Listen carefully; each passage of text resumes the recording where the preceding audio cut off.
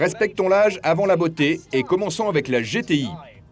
Avec 197 chevaux issus de son 4 cylindres, 2 litres effet 6 turbo, la GTI a probablement tous les ingrédients d'une bête de course. 0 à 100 km/h en 7 secondes 2 et une vitesse maxi de plus de 230 km/h.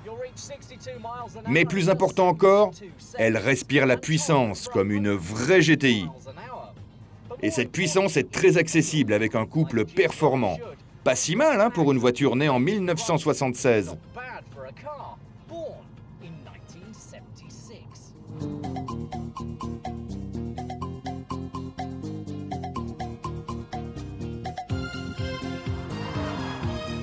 C'est vrai qu'elle a fait plus de comebacks que U2, mais elle s'en est bien mieux sortie que Bono, sans parler de Michael Jackson.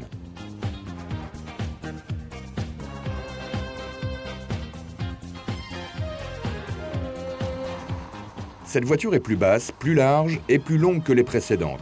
Elle conserve le traditionnel son rauque à l'échappement des GTI lors des accélérations violentes, mais elle est devenue un peu plus civilisée en utilisation classique.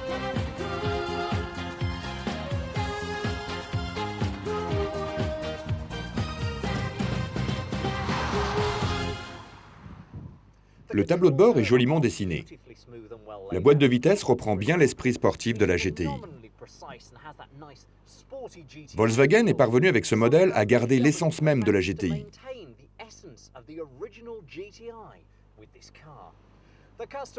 Les sièges baquets d'origine vous maintiennent en position, y compris sur les petites routes sinueuses de campagne. Un petit volant 3 branches et un pédalier alu complètent l'aspect sportif.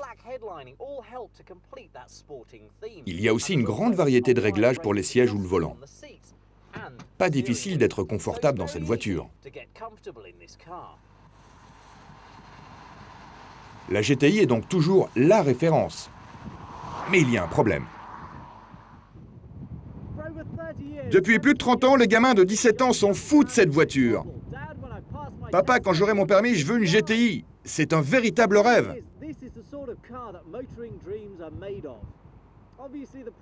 Le problème des rêves, c'est que quand vous les atteignez, c'est souvent une déception. Et la Golf n'est pas une exception. En 1976, la Golf GTI n'avait pratiquement aucune rivale. Mais aujourd'hui, il y a une gamme complète de concurrentes qui sont plus grandes, plus rapides ou moins chères que la GTI.